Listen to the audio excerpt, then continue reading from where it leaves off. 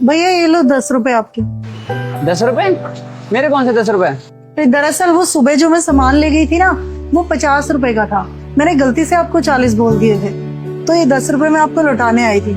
मैं शाम को भी आई थी पर आपकी दुकान बंद थी भैया। हाँ, कल वो मेरी माँ की तबीयत खराब थी इसलिए जल्दी चला गया मैं। 10 रुपए तो थे।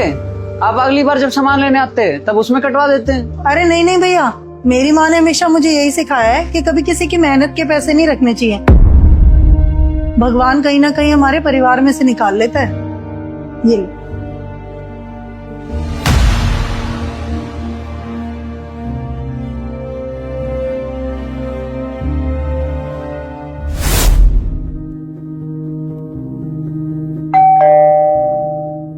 अरे साहिल, तू? भैया नमस्ते। क्या हुआ साहिल? दुकान का सामान टाइम पे नहीं पहुंचा क्या? भैया दुकान का माल तो टाइम पे पहुंच गया था, बल्कि आपने इस बार 300 का सामान ज्यादा दे दिया था, तो मैं वही 300 रुपए देने आया था। अरे भाई, 300 रुपए तो थे, हम आगे पीछे इसका हिसाब किताब कर लेते। अरे नहीं साहब, मैं चाहता तो ये 300 रुपए रख भी लेता, आपको पता भी नहीं चलता। लेकिन ऊपर वाले को तो सब पता होता है ना, और ऊपर वाले की लाठी में आवाज नहीं होती। ये 300 रुपए क्या पता मेरे परिवार को कहाँ दुख दे जाए। आखिरकार हम कमाते तो अपने परिवार के लिए ही है ना।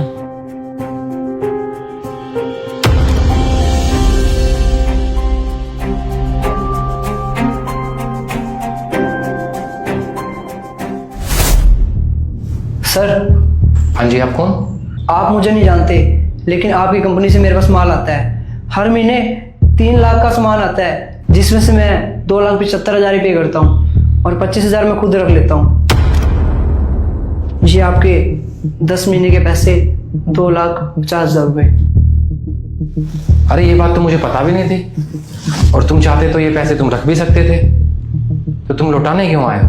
हाँ सर, वो मेरी किसी ने आंखें खोल दी, क्योंकि कई दिनों से मेरी माँ और बाबूजी की तबीयत बहुत ज़्यादा खराब है, और हो सकता है इन्हीं पैसों से मेरी माँ और बाबूजी की तबीयत खराब हो, क्योंकि ये भी किसी की मेहनत की कमाई है। इन पैसों के बारे में आपको तो नहीं पता, लेकिन ऊपर वाले को तो पता है। उसकी लाठी में आवाज़ नहीं होती। शायद तुम ठीक ही कह रहे हो।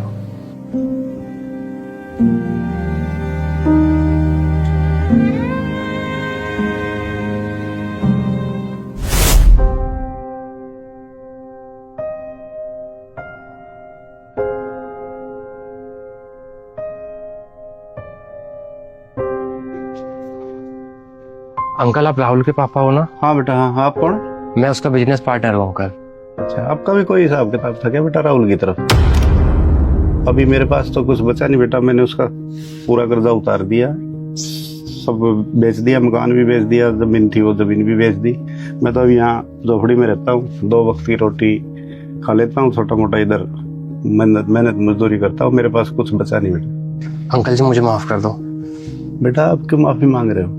आपने ऐसी क्या गलती कर दी? जब हम बिजनेस पार्टनर थे ना अंकल, तो हमने गुड़गांव में कुछ फ्लैट्स लिए थे, और वो मुझ पे इतना भरोसा करता था, उसने सारे फ्लैट्स मेरे नाम पे लिए। और जब वो गया तो मुझे पता था उसने ये फ्लैट्स के बारे में किसी को बताया नहीं होगा, और ये सच मैंने सबसे छुपाए रखा। और आज मेरी किसी ने आंखें खोल दी अंकल। और जब हम किसी की मेहनत की कमाई का हक रखते हैं ना अंकल जी, तो ऊपर वाला हमसे या हमारे परिवार से किसी न किसी तरीके से वो ले ही लेता है। और मेरी फैमिली में तो कोई रहा नहीं अंकल जो इस प्रॉपर्टी को यूज कर सके।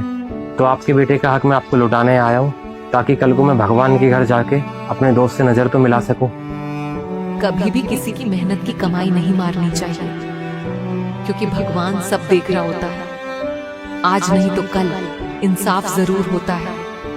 जो दूसरों का हक छीनता है, उसका चैन, उसकी खुशियां सब छिन जाती हैं।